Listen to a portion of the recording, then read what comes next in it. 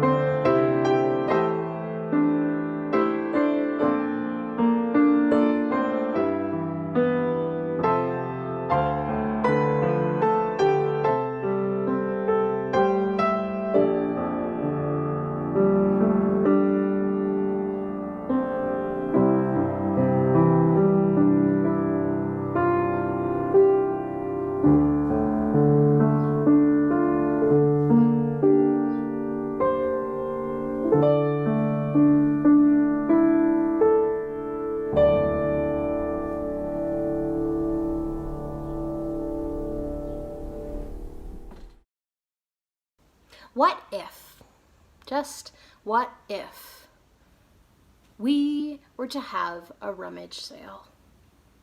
We as in the Baja 4, we as in your congregations. You know what? We are in the middle of a rummage sale, and you'll hear more about that later, but for now, just imagine. If your congregation was having a rummage sale, what would it clean out? How about that chair with the missing cushion and maybe 3 good legs? Or what about that carpet that's been there for a few decades with a hole in it from where someone tripped and dropped a candle?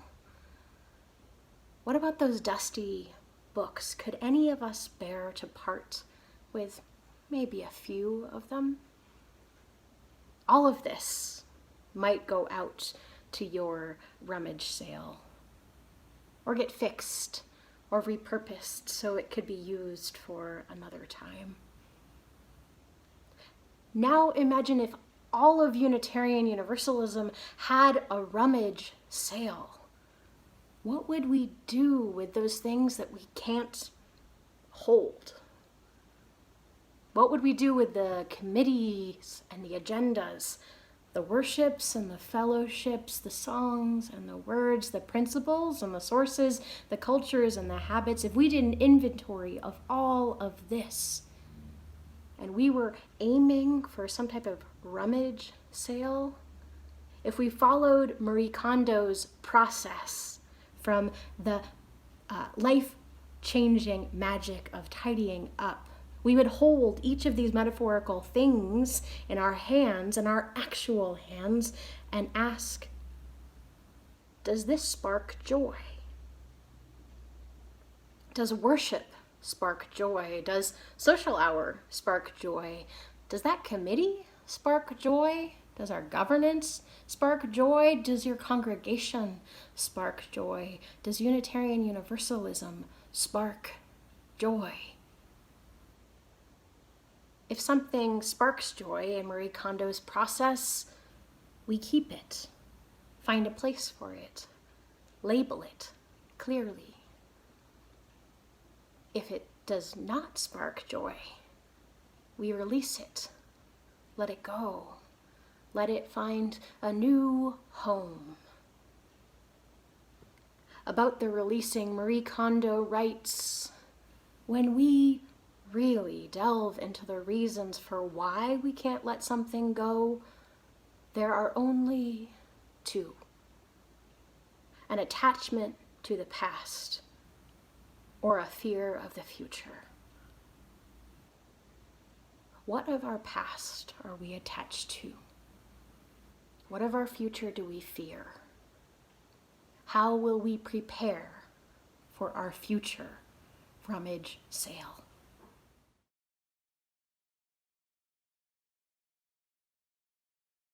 Today's chalice lighting was written by the Reverend Leslie Takahashi.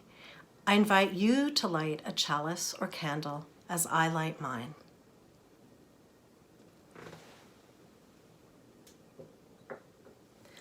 All that we have ever loved and all that we have ever been stands with us on the brink of all that we aspire to create: a deeper peace, a larger love, a more embracing hope, a deeper joy in this life we share.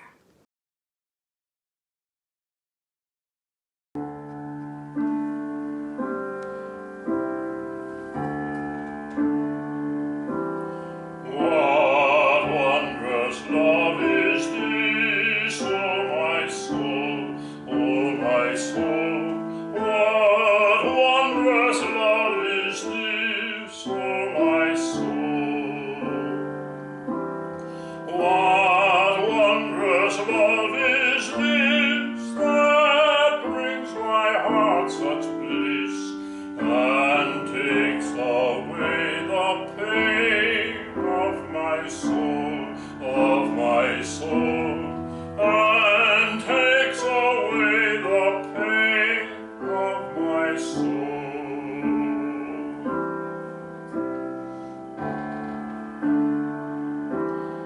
When I was sinking down, sinking down, sinking down, when I was sinking down, sinking down,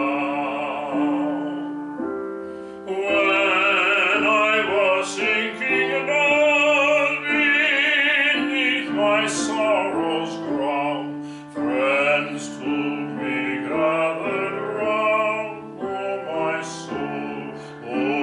soul, friends to me gathered round, oh my soul.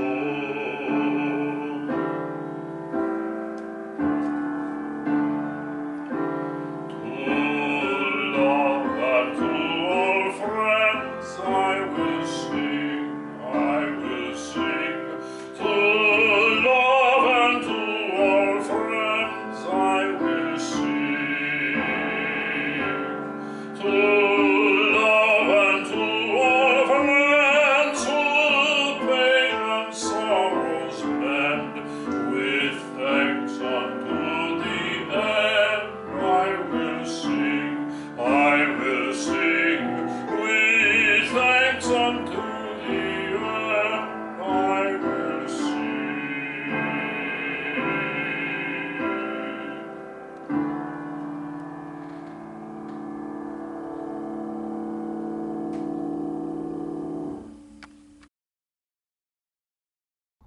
Hi friends, I know many of you just got up, but as you can see, I'm in my pajamas and I have a nice warm snuggly blanket, and I have a furry friend here with me today to tell you this story because it's a bedtime story.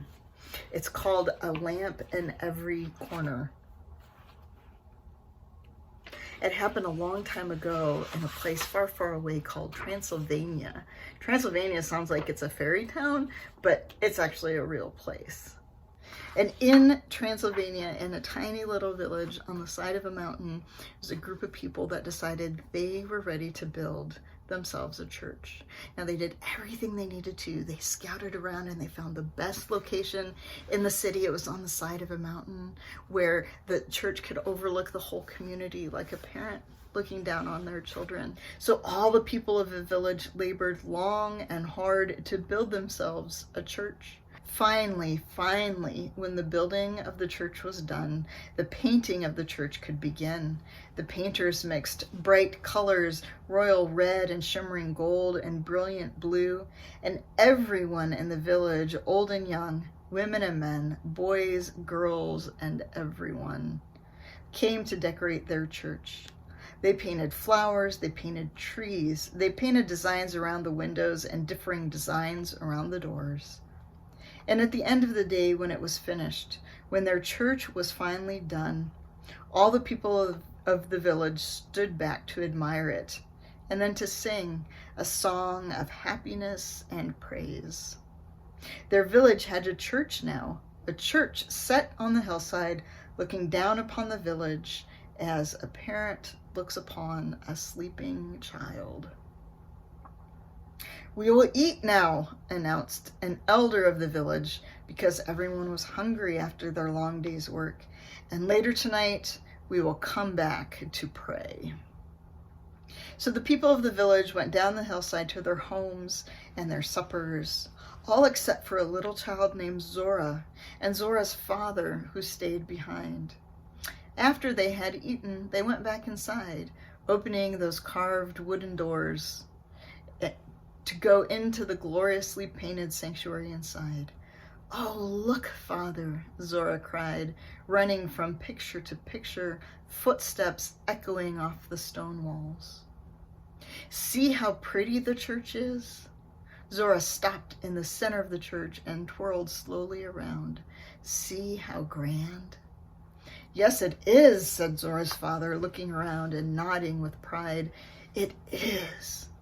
"But Father," Zora stopped suddenly, "we have not finished." "What do you mean?" asked Father. "There are tall iron lampstands all around the walls, but there are no lamps. The church will be dark when the people come back." "Ah, no, little one," said Father. "The light of the church comes from its people. You shall see." He rang the bell to call the people to worship, then took the child by the hand and back outside. They waited on the grassy hillside next to their beautiful church of strong gray stone. The sun had set behind the mountains and night was coming soon. Yet in the glowing darkness, tiny points of light came from many directions and moved steadily up the hill. "Each family is entrusted with a lamp, little one," Zora's father explained. "Each family lights its own way here." "Where's our family's lamp?" "Your mother is carrying it. She will soon be here." The many lights moved closer together, gathering into one moving stream, all headed the same way, growing larger and brighter all the time. Zora's mother arrived, bearing a burning oil lamp. The father lifted Zora so they could set their family's light high into its tall iron stand. All around the church, other families were doing the same. Soon the church was ablaze with light in every corner, for all the people of the village had gathered to pray and to sing. All through the worship service, Zora watched the lights flicker and glow. She watched her family's lamp most of all. When the service was over, Zora's father lifted her high. She took the shining bronze lamp from the lampstand. The lamp flame lit their house when they returned home. Zora washed her face, got ready for bed by the light of that flame. Mother, Zora began as she climbed into bed and lay down. Yes, little one, her mother asked, tucking the red wool blanket around Zora's shoulders. Father said the light of the church comes from the people. Yes, but also the people take their lights from the church. Over on the table by the fireplace, the shiny bronze lamp was still burning. And we have the light every day. Yes, indeed, said her mother, and even when we are not in church, even when the lamp is not lit, we carry the light of our truth in our minds and the flame of love in our hearts to show us the right way to be. That light, the light from truth and love, will never go out. The years passed. Zora grew. The bronze lamp came into her care. She kept it polished and clean, and when the bell rang out across the valley to call the people to worship, she carried the lamp back and forth to the church on the hillside, the flame always lighting her way. When the time came, she made more lamps and gave them to her children, who made more lamps and gave them to their children. And so it went on through the years, even until today. And always the light of truth and the flame of love from the Unitarian Church on the hillside continued to grow and show them and us the way.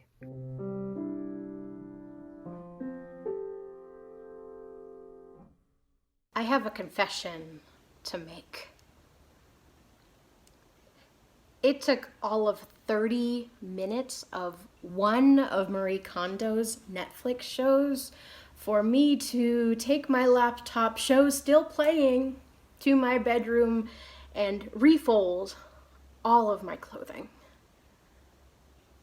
For those of you who haven't been part of this craze that happened sometime in 2019, Marie Kondo is the author I referenced in the Call to Worship. She wrote a book called The Life-Changing Magic of Tidying Up, and then had a Netflix TV show modeling what she wrote about in that book. And she encourages each of us to decide what to keep and what to let go of by holding every single thing we own in the palms of our hands and asking, does this spark joy? Does this spark joy? If the answer is yes, this sparks joy for me, you keep it. You store it neatly and nicely. There are lots of rules you can follow if you're a rule person. There's a whole diagram for how to fold clothing. Everything has its place if you keep it. And if the answer is no, this doesn't actually spark joy, you let it go to the Goodwill bins and the thrift stores and the trash bins. I have another confession to make. I never actually did that process of letting go that Marie Kondo says is supposed to happen first. I just got super excited about this new way to fold clothing and rent and refolded every single piece of clothing I own. I did not do the joy, no joy, discernment process. That was far too scary for me. The idea of giving up things is really, really scary. I imagine some of you feel sad, maybe even angered by some of the things that we just expressed a desire to maybe let go of in our pseudo rummage sale just now. That sadness and that anger is real, and I want to honor that and say that I hear you and I see you. And I also want to emphasize that this is not my rummage sale, and it's not your rummage sale. This is our rummage sale. We need to inventory and reflect together as congregations, as a Baja 4, as an entire faith of Unitarian Universalism, what sparks joy and what doesn't spark joy. What will we keep for for the next 500 years, and what do we need to let go of in order to move forward? Let's start first with the things that spark joy. Those essential objects and traditions, like the lamps carried from Transylvanian homes to light up the church, the lamps that were passed down from generation to generation, whether physically passed down or made anew and replicated and passed down with those sacred traditions. Let's start with the things that spark joy. Because as writer and activist Adrienne Marie Brown and others say, what we pay attention to grows. What we pay attention to grows. And if we focus on those things that spark joy, those things we want to grow, we start to imagine the faith we are becoming. And the letting go becomes just a little bit easier. We, Americans and global residents and people of faith, we are at a turning point. In an article and a movie titled Coronavirus Capitalism, Canadian author and activist Naomi Klein writes that, quote, during moments of cataclysmic change, the previously unthinkable suddenly becomes reality. Klein here is inspired by the late free market economist Milton Friedman, who said that, quote, only a crisis, actual or perceived, produces real change. Only a crisis produces real change. When that crisis occurs, Friedman writes, the actions that are taken depend on the ideas that are lying around. Klein points out that in the wake of disaster, the ideas that often get enacted are those that support the wealthy and further divide the rich from the poor. However, she points out it is possible for ideas that bridge wealth gaps and societal divisions to be enacted in the wakes of cataclysmic change. Klein says, quote, the future will be determined by whoever is willing to fight harder for the ideas they have laying around. We, average citizens engaged with our democracy, need to pick up, pay attention to, and to seek to enact those good ideas laying around now, in this wake of cataclysmic change, in this midst of cataclysmic change. This time is a project for reshaping our lives, for fortifying our society so that it serves all people, for reinventing our congregations so that we can be alive for the next 500-year rummage sale. Over the next 6 weeks, we, your Baja 4 ministers and musicians and religious educators, will be exploring what we believe we are being asked to do in this time. To reimagine church, to reinvent church. Know that we did not choose this rummage sale. It just started happening. Know that some people have been waiting for this rummage sale for a long time. We reinvent church by asking ourselves, does this spark joy? Does this give us life? Does this bring us closer to beloved community? Does this lead us towards liberation for all? Committee meetings and agendas, worship and fellowship, songs and words, culture and habits. What of this sparks joy? What will we pay attention to in order to grow it? What good ideas are lying around that we can pick up and enact now? The work of this faith is in our hands. The work of this world is ours to do. May we be faithful to the wisdom of our ancestors and the calling of children not yet born to build something bigger and better than any of us could have built alone.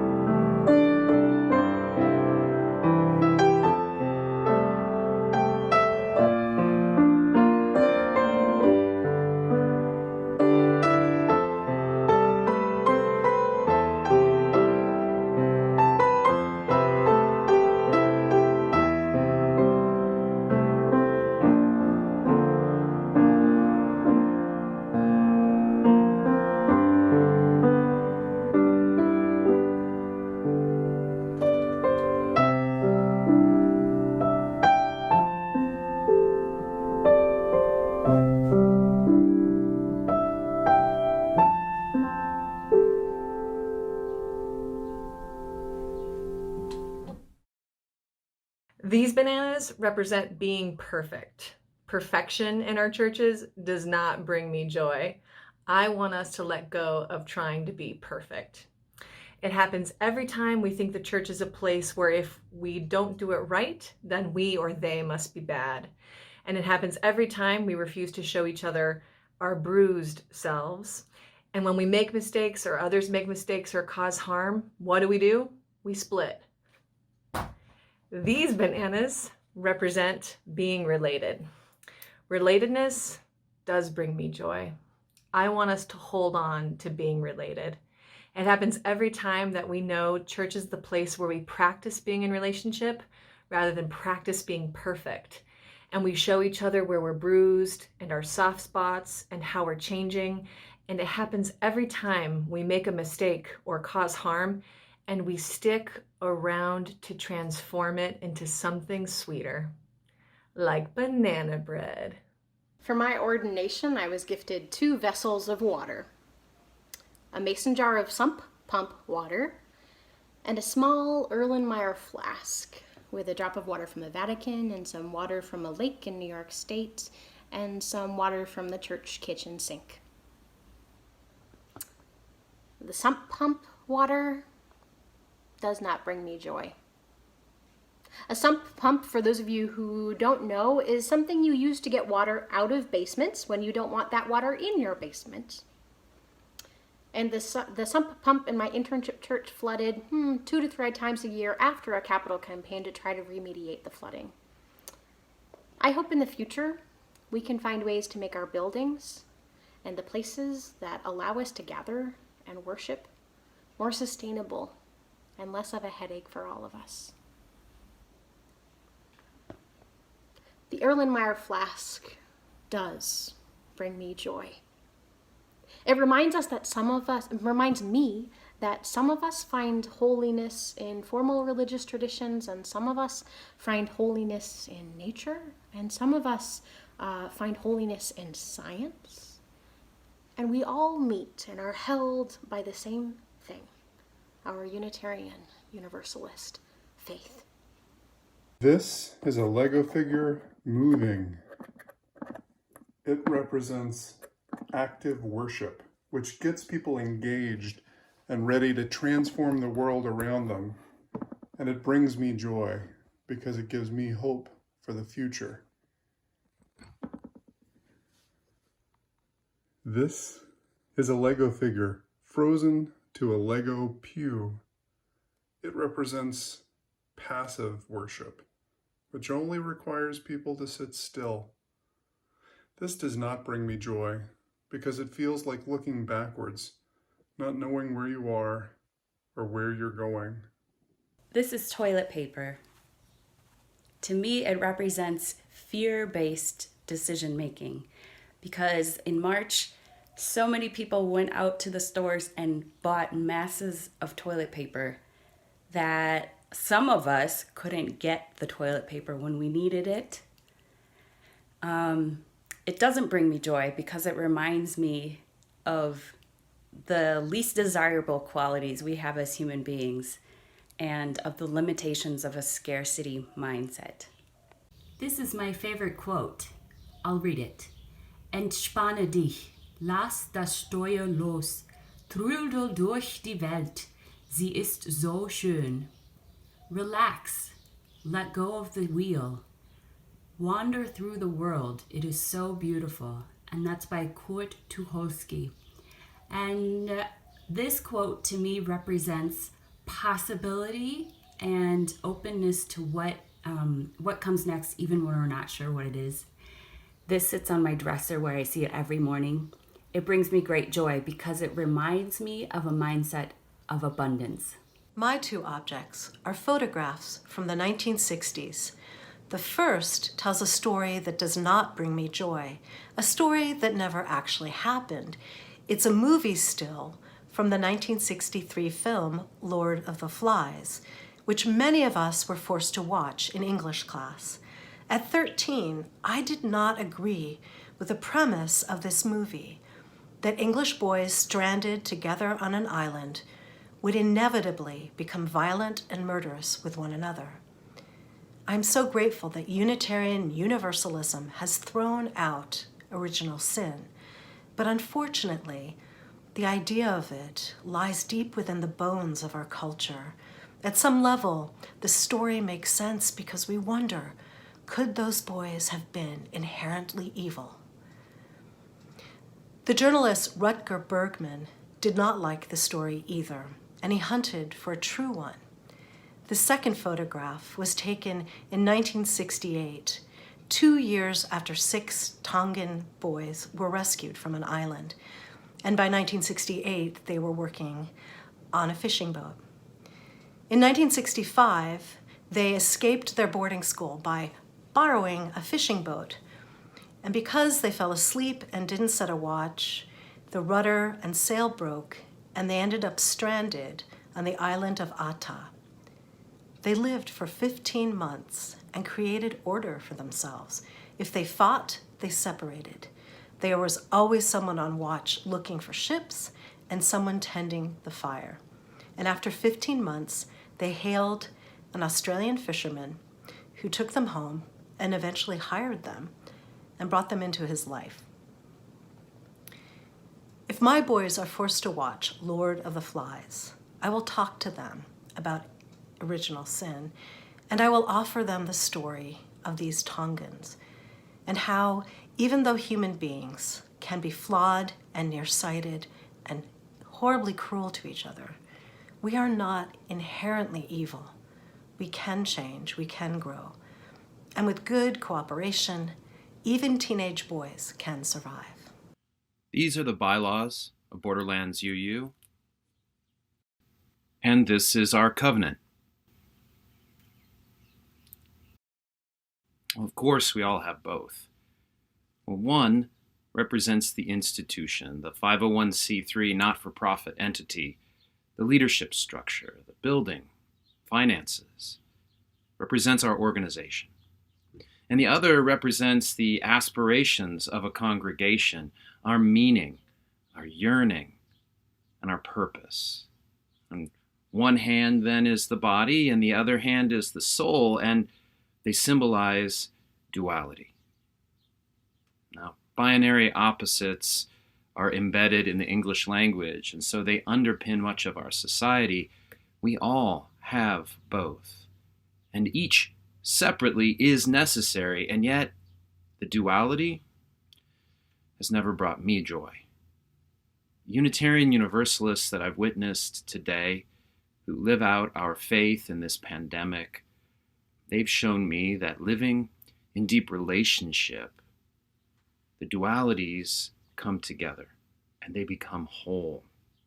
The relationship of body and soul, of us and them, of I and of we, is a wholeness beyond the parts.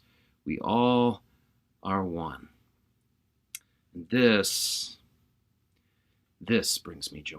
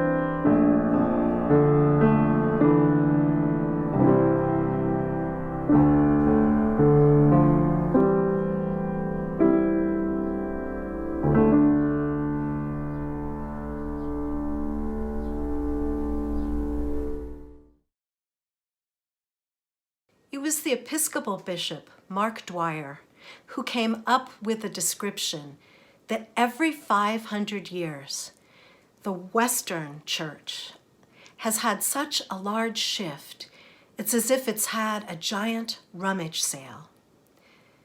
Phyllis Tickle took this idea, expanded it, and made it famous. She shows that every half millennium, there's such a large shift that the church has to decide what structures to keep, what old rituals to renew, and which ones to let go. And she shows how every 500 years it happens within the Western side of Christianity, and even back before the time of Christ in Proto-Judaism. She notes that roughly 500 years ago, in 1517, Luther publishes his 95 Theses, and that gets the Reformation really moving forward. 500 years before that was the Great Schism of 1054, which divided the church into Catholicism in the West and Orthodoxy of the East. Half a millennium before that, you had the fall of Rome. 500 years before that, well, Jesus Christ created some changes within a part of Judaism. 500 years before that, you had the Second Temple and the end of the Babylonian exile. And half a millennium before that was the end of the time of Judges. So you see, this pattern has been throughout our religious history. And Tickle says we should take comfort in that, because right now we're going through something called the Great Emergence, in which the church is shifting once again. We see that many people call themselves spiritual but not religious, and many want to move beyond denominations. It's a scary time, but we should take comfort in several things that have happened repeatedly in the past.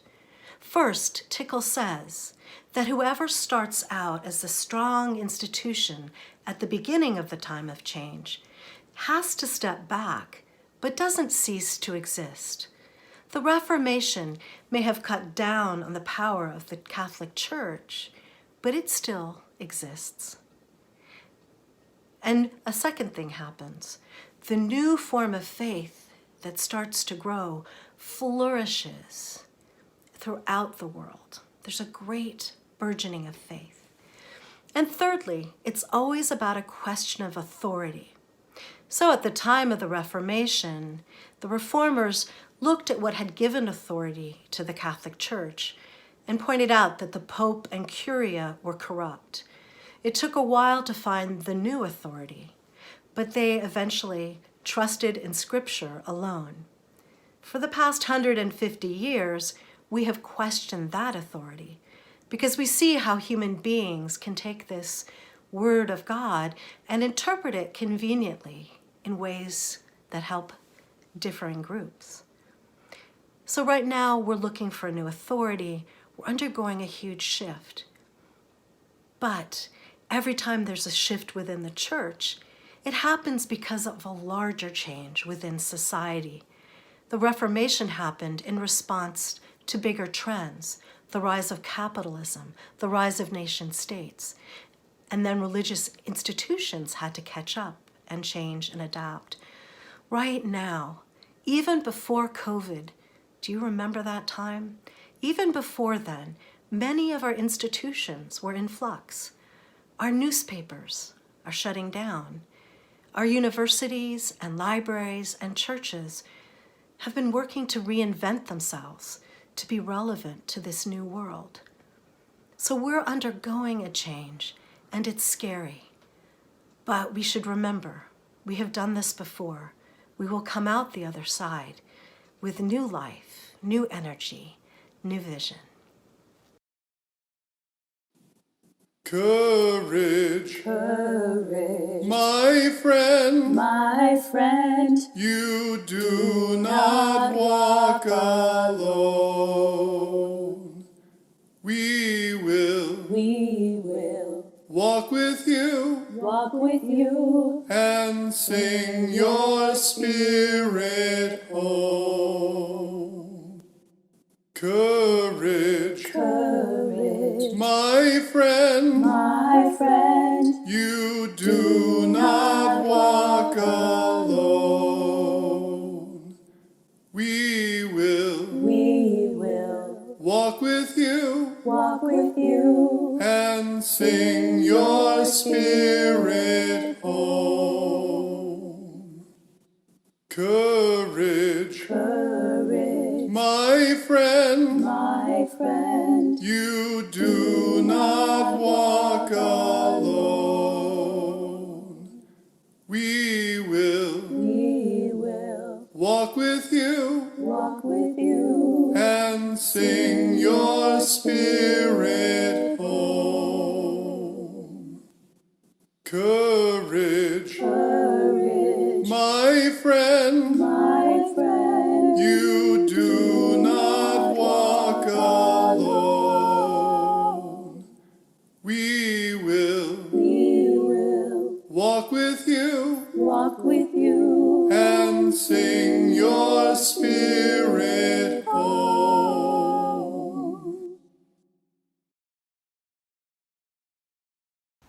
Will you extinguish your chalices with me now and listen to these words from Reverend Margaret Weiss?